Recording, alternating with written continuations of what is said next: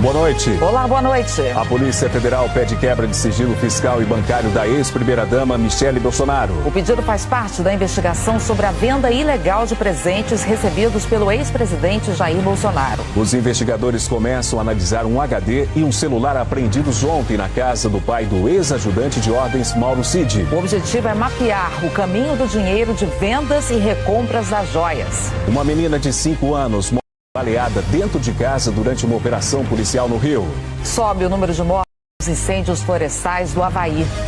Na Copa Feminina de Futebol, Inglaterra e Austrália avançam para as semifinais. E uma exposição inédita em Salvador homenageia um dos grandes nomes da MPB, Moraes Moreira. O Jornal Nacional está começando. A Polícia Federal pediu ao Supremo Tribunal Federal a quebra do sigilo bancário e fiscal da ex-primeira-dama Michele Bolsonaro. A PF está analisando o material apreendido na operação de ontem, que investiga indícios de venda ilegal de presentes de alto valor entregues ao governo Bolsonaro. Os investigadores começaram a analisar hoje o material apreendido na operação, autorizada pelo ministro do Supremo, Alexandre de Moraes. Ontem, a PF apreendeu o celular do general da reserva Mauro César Lourena Cid, pai do ex-ajudante de ordens de Bolsonaro, Mauro Cid, que também é investigado. O aparelho foi desbloqueado e está sendo periciado. Além disso, a PF analisa um HD que estava dentro de uma mala na casa de Mauro Lourena Cid. A polícia ainda apreendeu mídias e computadores nos endereços de outros investigados. O advogado Frederico Assef, que já defendeu a família Bolsonaro, e o segundo-tenente Osmar Crivellati, que foi ajudante de ordens de Bolsonaro e hoje é assessor pessoal na cota que ele tem direito como ex-presidente. Segundo a PF, há fortes indícios de que os 4 negociaram e venderam ilegalmente joias e outros presentes de alto valor recebidos por Bolsonaro em viagens oficiais. A Polícia Federal identificou a negociação de 4 conjuntos de joias e objetos. 2 chegaram a ser vendidos e tiveram de ser recomprados quando o Tribunal de Contas da União determinou que eles fossem devolvidos. E a análise do material apreendido ontem vai servir para a polícia decidir quais serão os próximos passos da investigação. A PF espera encontrar, por exemplo, mais mensagens entre os investigados, que podem ajudar a esclarecer todo o esquema. E quer rastrear o caminho do dinheiro obtido com a venda dos presentes, além de descobrir de onde veio o dinheiro para recomprar alguns deles. A polícia já pediu ao governo americano acesso às informações da conta bancária do general da reserva Lourena Cid. Os investigadores apontam que ele, que foi colega de Bolsonaro na Academia Militar das Agulhas Negras, seria a pessoa responsável por receber, em nome e em benefício de Jair Messias Bolsonaro, os recursos decorrentes da venda dos bens. Por fim, identificou-se que os recursos auferidos com as vendas eram encaminhados em espécie para Jair Bolsonaro, evitando de forma deliberada não passar pelos mecanismos de controle e pelo sistema financeiro formal. Os investigadores também conseguiram ter acesso a um recibo que prova que no fim de março, Mauro Cid sacou $35 mil de uma conta em Miami, no dia em que, segundo a PF, ele recomprou parte dos presentes para entregar ao TCU. Na representação enviada ao Supremo, a PF escreveu que os elementos de prova colhidos demonstram que a operação de resgate envolveu Mauro Cid, Osmar Crivellati e Marcelo Câmara. No mesmo contexto, Mauro Cid sacou a quantia de $35 mil do banco BB Américas, possivelmente de sua conta bancária, trazendo os recursos em espécie para o Brasil. Para a Polícia Federal, os elementos reunidos pela investigação indicam que havia uma organização criminosa no entorno do ex-presidente Jair Bolsonaro e que o grupo sabia que não podia vender os presentes no exterior. Numa conversa em março deste ano, Marcelo da Silva Vieira, que foi o chefe do Gabinete de Documentação Histórica da Presidência, lembra a Mauro Cid que a legislação atual tem restrições para essas negociações. Na mensagem, Marcelo fala que mesmo os itens privados são de interesse público e cita um artigo da lei que prevê que os acervos documentais privados dos presidentes da República integram o patrimônio cultural brasileiro e são declarados de interesse público e são sujeitos às seguintes restrições. Em caso de venda, a União terá direito de preferência e os itens não poderão ser alienados para o exterior sem manifestação expressa da União.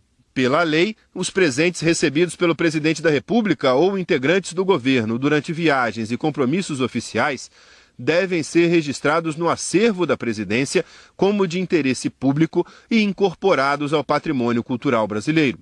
A lei estabelece como exceção itens consumíveis, como frutas típicas ou bebidas, e os considerados de uso personalíssimo, como roupas e perfumes. A PF também investiga se o grupo desviou outros bens de alto valor do acervo público. Segundo investigadores, há indícios de que, ao longo do governo Bolsonaro, o gabinete responsável pela análise e definição do destino de presentes oferecidos por uma autoridade estrangeira ao presidente da República passou a adotar um entendimento que facilitava o repasse de bens ao acervo privado de Bolsonaro. E, segundo a PF, isso foi usado para garantir vantagens ao ex-presidente. O referido entendimento firmado na gestão do ex-presidente da República, Jair Bolsonaro, além de chancelar um enriquecimento inadmissível pelo presidente da República pelo simples fato de exercer uma função pública, proporciona a possibilidade de cooptação do chefe de Estado brasileiro por nações estrangeiras mediante o recebimento de bens de vultosos valores. Bolsonaro não foi alvo de busca na operação porque a Polícia Federal avaliou que isso não era necessário nesse momento. O ex-presidente já foi alvo em uma operação anterior, que investiga a falsificação do cartão de vacinação dele. Mas, diante do que já foi descoberto, a PF pediu ao Supremo Tribunal Federal a quebra dos sigilos bancário e fiscal do ex-presidente e também da ex-primeira-dama, Michele Bolsonaro. O Supremo está analisando o pedido. A defesa de Jair Bolsonaro divulgou uma nota ontem sobre a investigação. A nota é a seguinte, abre aspas, a defesa do presidente Jair Bolsonaro voluntariamente e sem que houvesse sido instada, peticionou junto ao TCU, ainda em meados de março, próximo passado, requerendo o depósito dos itens naquela corte até final decisão sobre o seu tratamento, o que de fato foi feito. O presidente Bolsonaro reitera que jamais apropriou-se ou desviou quaisquer bens públicos, colocando à disposição do Poder Judiciário sua movimentação bancária. Fecha aspas. A defesa do ex-presidente afirmou que as contas bancárias de Michele Bolsonaro também estão à disposição da Justiça e que a ex-primeira-dama não cometeu nenhuma irregularidade. A defesa de Mauro Cid disse que não iria se manifestar porque não teve acesso aos autos. A defesa de Marcelo da Silva Vieira, ex-chefe do Gabinete Adjunto de Documentação Histórica, disse que todos os objetos e presentes enviados ao gabinete foram devidamente tratados dentro da absoluta e estrita obediência à lei.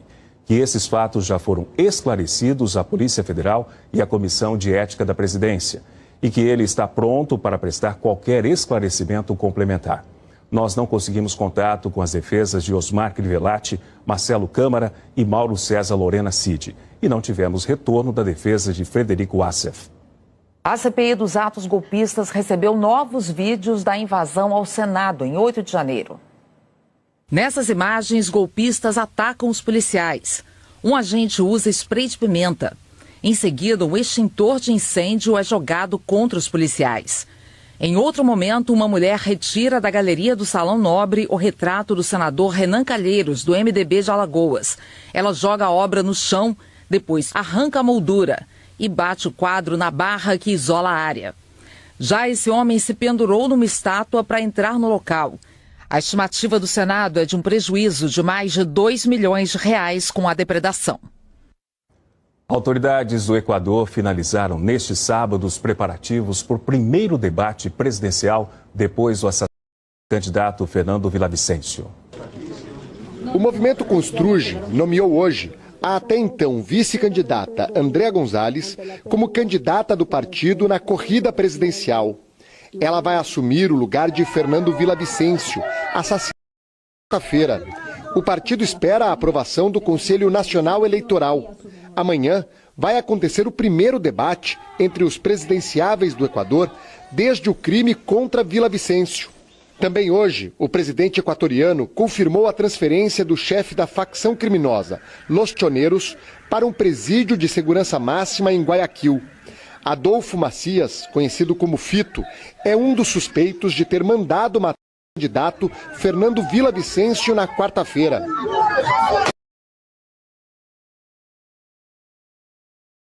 10 dias antes de ser morto, Villavicencio tinha recebido 2 ameaças de Uma delas, segundo relatou a polícia, dizia: é a última vez que você toca no nome do Fito. O candidato foi enterrado ontem à noite. A Comissão Interamericana de Direitos Humanos condenou a violência no Equador e afirmou que ela é um atentado contra o Estado de Direito. O comunicado ainda diz que o Estado tem o dever de adotar medidas efetivas para garantir o direito do exercício político. O Papa Francisco também condenou o que chamou de violência injustificável no Equador. Em mensagem ao arcebispo de Quito, ofereceu condolências à família de Vila Vicêncio e a todo o amado povo equatoriano. No primeiro semestre deste ano, foram 3.513 homicídios no país, 58% a mais do que no mesmo período de 2022. A eleição está mantida para o próximo dia 20. O número de mortos em incêndios florestais no Havaí subiu para 80. Os correspondentes Sandra Coutinho, Anderson Gásio e Carolina Matzenbacher estão na ilha de Maui e conversaram com brasileiros que perderam tudo. Pedro e Rafaela mostram o espaço que agora dividem na sala de um casal de amigos. Eles tiveram que deixar tudo para trás às pressas quando o fogo se aproximou. Pegamos tudo que tinha, assim, mais próximo, lembrei da parte do documento, peguei e fomos embora. Foram momentos de desespero. Eu falei, isso aqui é sério, eu tenho que salvar minha família, vamos sair fora agora. E quando a gente entrou nessa fila de carros foi desesperador, porque eu fiquei olhando pelo retrovisor, eu olhava para trás, eu olhava para frente, nada se movia, eu falei, e agora?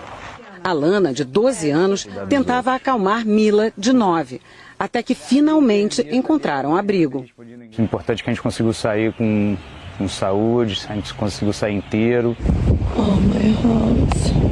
Rafaela tinha uma escolinha de surf e Pedro é treinador de atletas que competem na categoria profissional.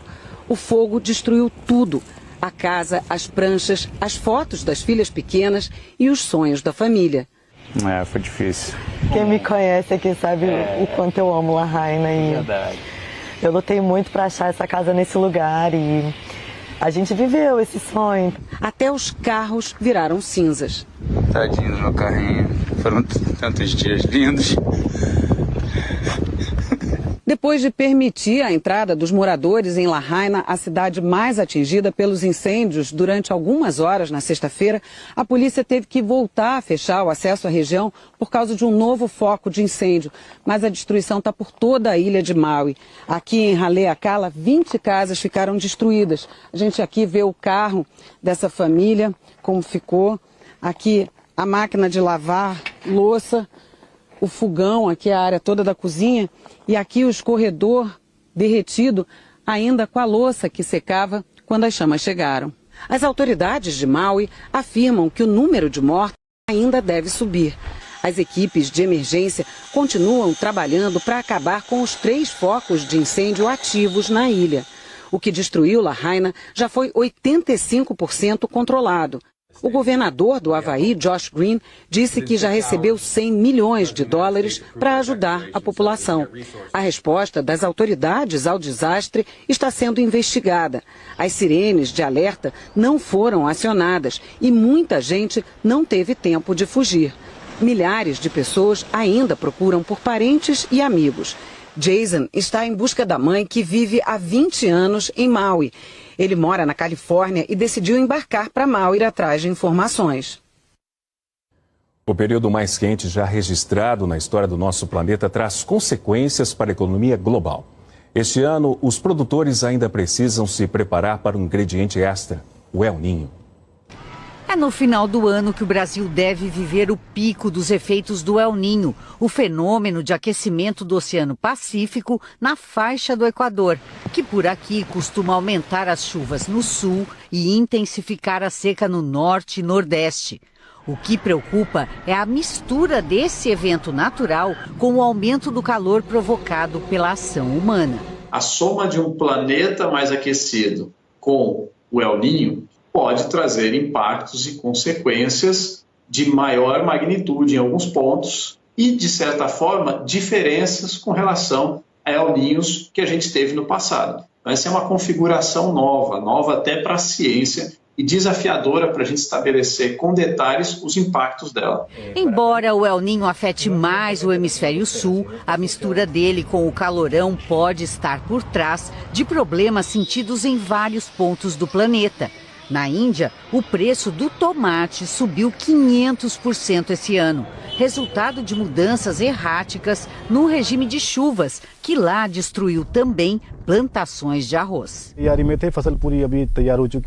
Estávamos prontos para colher a safra, mas as enchentes estragaram tudo e nos arruinaram, lamenta o agricultor. Na Itália, são as folhas secas e doentes dos vinhedos da Sicília que preocupam os agricultores e produtores de vinho, que já vinham sofrendo com verões mais longos e quentes e invernos diferentes do normal. Hoje não dá mais para trabalhar de acordo com o antigo calendário do crescimento das plantas, diz o presidente de uma vinícola. Desde 2021, vivemos sob a influência de Laninha, com secas no sul e mais chuvas no Nordeste.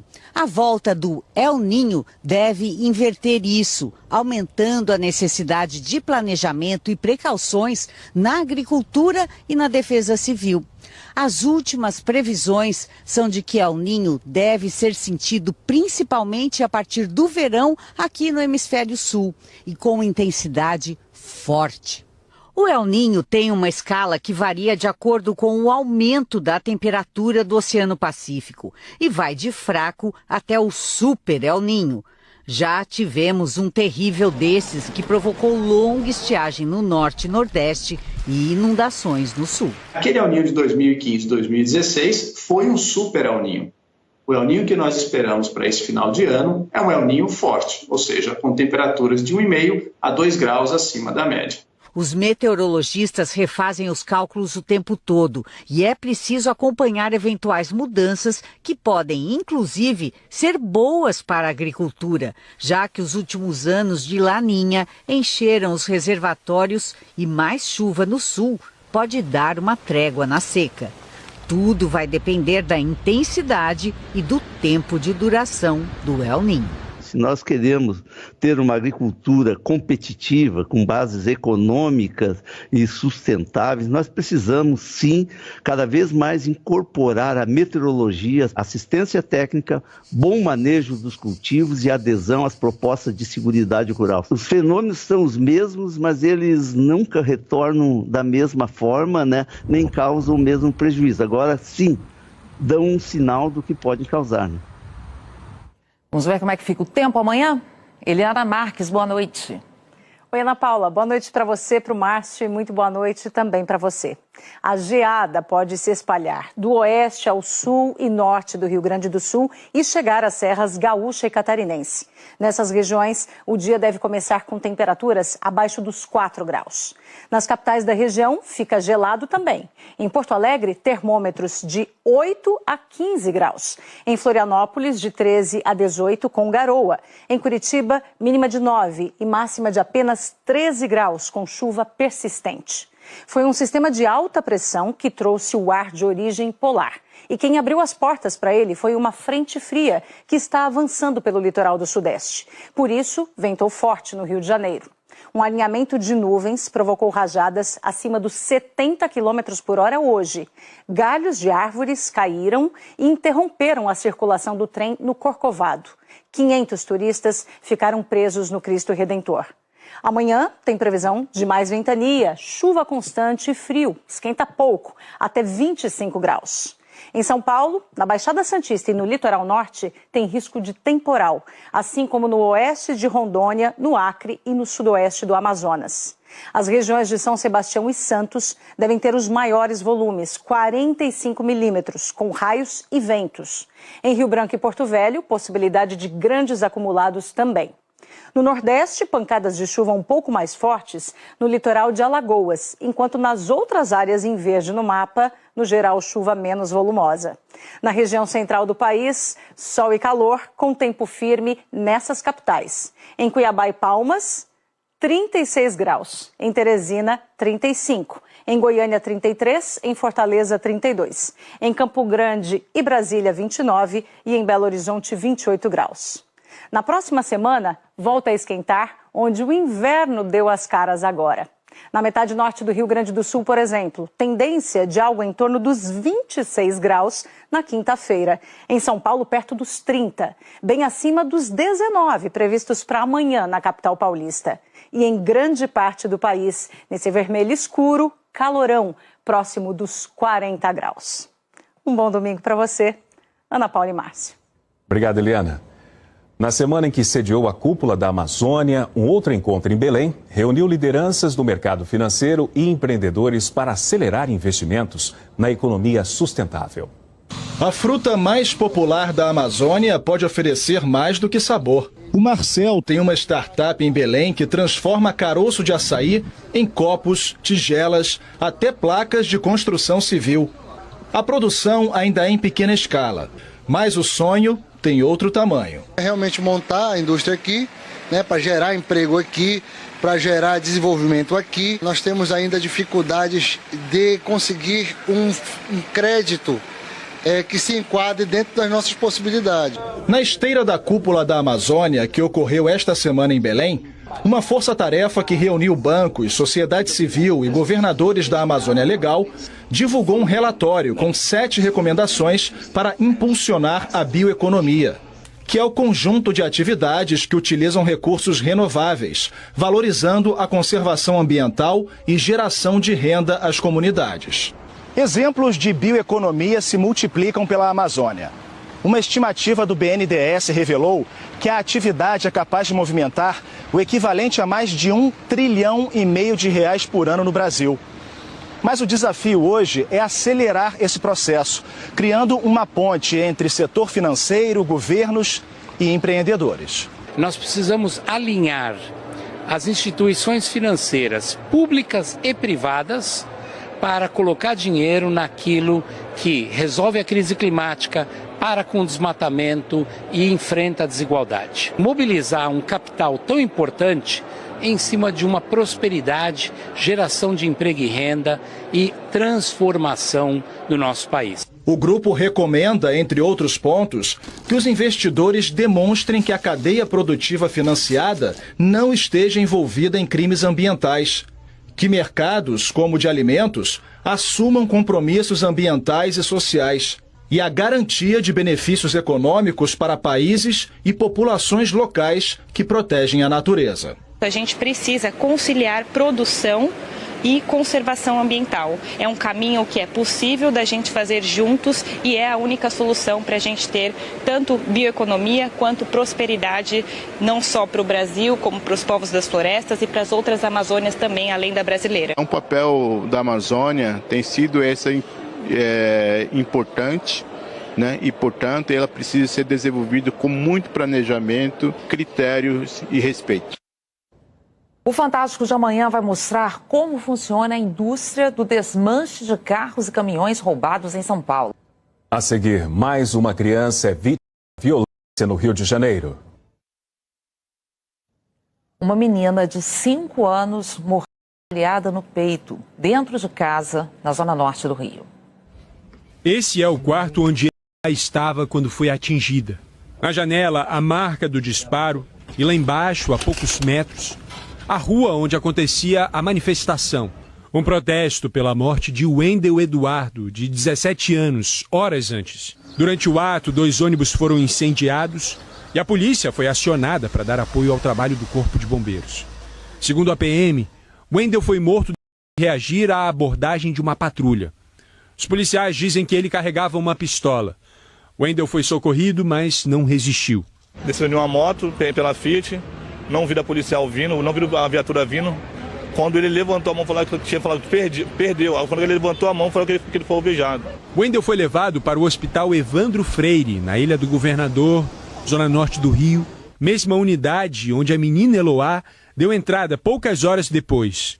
Eloá foi baleada por volta de 8h30 da manhã, um tiro no peito. O primeiro impulso dos pais foi pegar a filha e vir correndo para o hospital. Chegaram cerca de 20 minutos depois, mas já não dava tempo. Quando deu entrada no hospital, Eloá estava... A prima diz que os policiais que foram acionados para conter a manifestação pela morte de chegaram atirando e que um desses tiros atingiu Eloá. Dentro da comunidade não tem só bandido, entendeu? Não tem só vagabundo. Dentro da comunidade tem um doutor, tem uma enfermeira, tem uma médica, tem uma estudante querendo um futuro melhor, só tá querendo um futuro melhor. Ela partiu com 5 anos de idade, uma vida inteira pela frente. Em nota, a polícia afirmou que PMs foram alvo de tiros disparados de dentro da comunidade do Dendê, onde vive a família de Eloá, e que abriu um procedimento para apurar a ação dos agentes e analisar imagens das câmeras corporais. O comandante do batalhão responsável pela região foi afastado. Só a perícia vai poder determinar de onde partiu Eloá. Segundo a ONG Rio de Paz, ela é a 10ª criança morta esse ano por bala perdida no estado do Rio. Ela era muito alegre, era muito feliz, era uma criança muito que chegava no local, as pessoas, todo mundo gostava. Ela era muito alegre, era uma criança muito boa. Eu não tenho mais palavras para falar para vocês que dor nenhuma vai me consolar. Que a dor pela minha filha que já se foi. E acabou, tiraram um pedaço da minha vida. Foi a minha filha. 2 policiais prestaram depoimento na delegacia de homicídios e confirmaram que revidaram aos tiros que saíram de dentro da comunidade. Eles tiveram as armas apreendidas. E em nota, o governo do estado do Rio disse que vem investindo fortemente nas forças de segurança, principalmente em tecnologia e treinamento. Uma manifestação lembrou a morte de outro jovem no Rio na última segunda-feira. Tiago Flauzino foi morto por ação da polícia na Cidade de Deus, na zona oeste da cidade. Tiago tinha 13 anos. Testemunhas disseram que o adolescente estava na garupa de uma moto quando foi baleado. A família acusa PMs pela morte e afirma que os agentes alteraram a cena do crime para simular uma troca de tiros. A polícia militar afirmou que o batalhão de choque fazia policiamento na região quando 2 homens numa motocicleta atiraram as equipes. E após o confronto, Tiago foi e não resistiu. 6 pessoas morreram, 59 foram resgatadas hoje depois de um naufrágio no Canal da Mancha, entre a França e o Reino Unido. Segundo a Guarda Costeira francesa, os mortos eram afegãos que tinham por volta dos 30 anos de idade. 2 bombardeios aéreos da Rússia deixaram 2 mortos e 12 feridos em ataques nas regiões de Zaporíjia e Kharkiv, na Ucrânia. Horas depois, o governo russo denunciou uma série de ataques ucranianos na região da Crimeia. As forças russas abateram 2 mísseis e 20 drones. Não houve feridos nem danos, segundo as autoridades de Moscou. Na Copa do Mundo Feminina de Futebol, a Austrália eliminou a França nos pênaltis e vai enfrentar a Inglaterra na semifinal. Até os pequenos levitaram de alegria. Euforia de todas as gerações de australianos presentes no estádio de Brisbane. Quase 50 mil torcedores, pouquíssimos franceses. Eles viram mais de 120 minutos de futebol sem gols, mas não sem emoção. Ao todo, no tempo regulamentar e na prorrogação, foram 16 finalizações australianas contra 18 francesas. Mais impressionante mesmo, só os números da decisão por pênaltis. 10 cobranças para cada lado. A França até pôs uma especialista no gol. E a Duran pegou 2 cobranças. Mas a Mackenzie Arnold pegou 3. A goleira defende e depois a bola bate na trave. Bateu 1 na trave, é verdade. Arnold na trave! Mas o poste ajudou na cobrança da Bechot. Na batida seguinte, a Courtney Vine garantiu a vitória por 7-6 para a Austrália. A Austrália vai jogar pela primeira vez uma semifinal de Copa do Mundo! A goleira australiana disse que só fez o trabalho dela, que poderia ter se encolhido após perder a cobrança de pênalti dela, mas sabia que precisava estar ali para o time o tempo todo. A Mackenzie Arnold foi a melhor jogadora em campo, mas a Sam Kerr continua sendo a grande estrela da equipe. Ela ainda não fez gol na Copa, mas nem se importa. Bom mesmo vai ser ganhar a Copa, eu disse.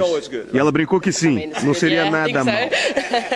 As Matildas acreditam no título, mas ainda vão pisar em terreno desconhecido.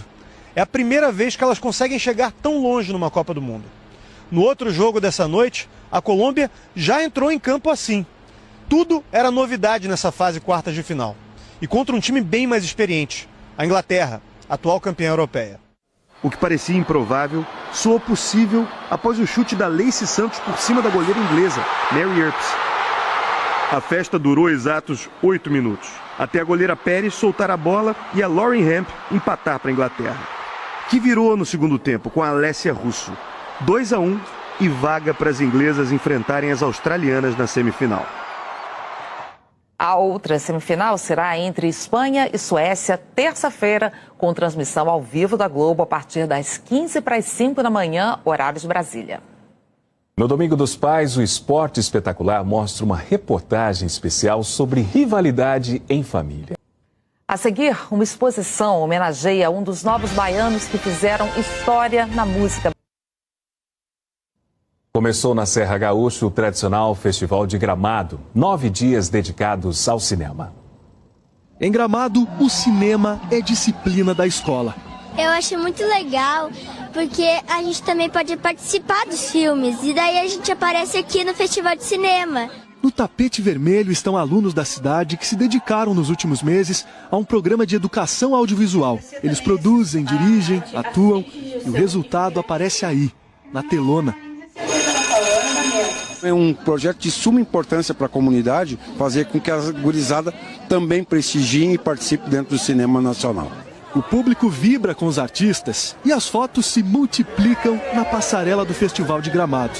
Saímos do Pará de madrugada, às 5 da manhã, e chegamos aqui às 2 da tarde. O festival também é uma competição de filmes. Mais de 1.000 se inscreveram. A mostra competitiva tem 35 curtas, 16 longas e os mais bem avaliados levam a premiação máxima, um quiquito para casa. 3 produções da Globo Filmes concorrem no festival. Na categoria Longas Brasileiros, Uma Família Feliz, com Reinaldo Gianecchini e Grazi Massafera. Conta a história de uma mãe que é acusada de machucar as filhas gêmeas e o bebê recém-nascido. É lindo lidar com emoções, ajudar reflexões, e acho que é esse o que eu gosto e é o que me apaixona todo dia na profissão. E tem drama, e tem suspense, e é um thriller, e é forte. Mussum, o Filmes, narra a história de Antônio Carlos Bernardes Gomes, que ficou famoso pelo personagem em Os Trapalhões. Tem um outro lado aí do Antônio Carlos que é legal. É legal saber como ele começou. Porque ele não começou, propriamente dito, dentro dos Trapalhões. Ele já tinha uma trajetória musical muito forte. Na categoria Longas Documentais concorre o documentário Roberto Farias, Memórias de um Cineasta. As atrizes Laura Cardoso e Léa Garcia vão receber na terça-feira o troféu Oscarito, pela grande contribuição ao cinema nacional. A gente ficou muito orgulhoso da lista de filmes que entrou. A diversidade virou uma regra, finalmente, no cinema brasileiro. Isso é muito importante, mostrando que o cinema brasileiro está pujante, está forte e está produzindo coisas muito boas. Um dos maiores nomes da música brasileira, Moraes Moreira, está sendo homenageado numa exposição em Salvador. Uma imersão na vida e na obra do artista baiano que morreu em 2020. Os falantes da pequena Ituaçu tocavam os sucessos da época. Enquanto o garoto Antônio Carlos Moraes Pires sonhava com a música. O talento o levou a Salvador em 1966. E ao Rio de Janeiro 4 anos depois, com os Novos Baianos. Já como Moraes Moreira, gravou álbuns históricos e jogou muito futebol, uma paixão. A exposição aproxima o espectador daquelas peladas em campinhos de terra, um desejo do próprio Moraes, que participou do início da elaboração da mostra. Ele falou muito da relação dele com o futebol, da presença dos Novos Baianos, da parte do carnaval. A gente tem muita tranquilidade de inaugurar essa exposição, sabendo que a gente foi seguindo esses caminhos e seguindo essas orientações dele. A capacidade de misturar ritmos lembra um liquidificador. E o público pode conferir a diversidade da obra de Moraes da melhor maneira. É uma infância feliz, né? De animação, de brincadeiras, de alegrias, né? Todo carnavalesco, todo baiano, todo bom e fã da música popular brasileira ouve Moraes. Moraes Moreira entrou para a história do Carnaval da Bahia como o primeiro cantor de trio elétrico. Foi em 1975, ao lado de Dodô e Osmar, os inventores do trio. Até então, o repertório era apenas instrumental. Moraes revolucionou a folia baiana, abrindo caminho para diferentes gerações de artistas que hoje arrastam multidões nas ruas de Salvador. Armandinho, filho de Osmar, estava no trio naquele dia histórico. Para ele foi um prato, né? Para ele se deliciar e fazer e construir a história em música do trio elétrico, que deu uma valorizada muito grande em toda essa história. Histórias que Moraes também contou em livros. Foram 5, a maioria de poesias que o público escuta ao pé do ouvido. Mas para os filhos, Davi e Cecília Moraes, a maior emoção foi estar frente a frente com o companheiro inseparável do pai, onde muitos sucessos nasceram. São coisas que trazem de uma maneira muito direta a presença do meu pai, né? A gente passou a infância toda colado com ele e ele colado com o violão. Acho que todo mundo vai sentir muito forte a emoção dessa trajetória aí. O Jornal Nacional termina aqui. Boa noite. Uma boa noite, um ótimo domingo para você. Fala galera, beleza? Aqui quem fala é o Diego, canal Diego Esportes. E tô chegando para te avisar que hoje tem Botafogo e Internacional pela 19ª rodada do Campeonato Brasileiro. E no vídeo de hoje você vai ficar por dentro e vai saber tudo sobre essa partida. As principais e últimas notícias da equipe do Botafogo e também as últimas informações da equipe do Internacional. O Botafogo, líder absoluto, a 13 pontos de distância do segundo colocado, joga hoje em casa e vem em busca de mais 3 pontos para simplesmente abrir 16 pontos e ficar perto do título. Já o Internacional, a 6 jogos sem vencer no Brasileirão, vem em busca do resultado positivo para poder se aproximar do G6. Então, se você é torcedor do Botafogo ou torcedor do Internacional, já faço o convite, se inscreva agora aqui no nosso canal, já vai deixando o seu like no vídeo para nos ajudar, ativa também o sininho de notificação para você receber nos próximos vídeos e comente aí embaixo seu palpite, porque Botafogo e Internacional duelam neste sábado às 9 horas da noite, no horário de Brasília, no estádio Newton Santos, pela 19ª rodada do Brasileirão. O Glorioso é o líder absoluto do Campeonato Brasileiro com 44 pontos somados nas primeiras 18 rodadas e 13 de vantagem sobre o segundo colocado, que atualmente é o Flamengo. Com um empate sem gols com o Guarani do Paraguai, que marcou a classificação às quartas da Copa Sul-Americana, o time emendou uma sequência de 15 jogos sem perder. Já o Inter chega embalado após eliminar o River Plate e garantir vagas às quartas de final da Libertadores. Kudê prepara o que tem de melhor à disposição para desafiar o líder. Sem vencer a 6 jogos do Brasileirão, o time gaúcho abre a rodada na 12ª posição com 24 pontos, 6 atrás do G6.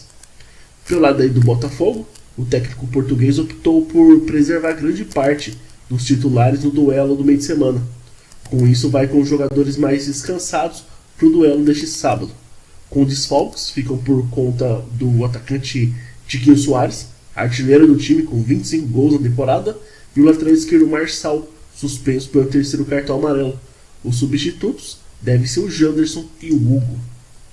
Provável escalação então do Botafogo hoje deve ter o Lucas Perry, Vitor Cuesta, Adrielson, Hugo e Di Plácido, Marlon Freitas, Tchê e Eduardo, Vitor Sá, Gustavo Sauer e Janderson. E pelo lado hoje do Inter, sem o Johnny suspenso, Gabriel entra naturalmente no meio de campo. No mais, o time deve ser o mesmo que iniciou contra o River Plate na última terça. Ener Valencia persegue seu primeiro gol pelo Inter no Campeonato Brasileiro. Provável escalação do Inter então deve ter Rocher, Mercado, Vitão, René e Bustos, Arangues, Gabriel, Wanderson, Maurício, Alan Patrick e Ener Valencia. O jogo vai ser apitado pelo Flávio Rodrigues de Souza, com assistente número 1, Luiz Alberto Andrini Nogueira, assistente número 2, Márcia Bezerra Lopes Caetano, quarto árbitro, Felipe da Silva Gonçalves Paludo e no VAR, o Igor Júnior Benevenuto de Oliveira. O Botafogo, líder do campeonato, 18 jogos, 44 pontos e campanha de 14 vitórias, 2 empates, 2 derrotas, marcou 32 gols, sofreu 10 e tem um saldo positivo de 22 gols. Já o Inter é o 12º colocado, 18 jogos, 24 pontos, 6 vitórias, 6 empates, 6 derrotas, 16 gols marcados, 20 gols sofridos e um saldo de -4.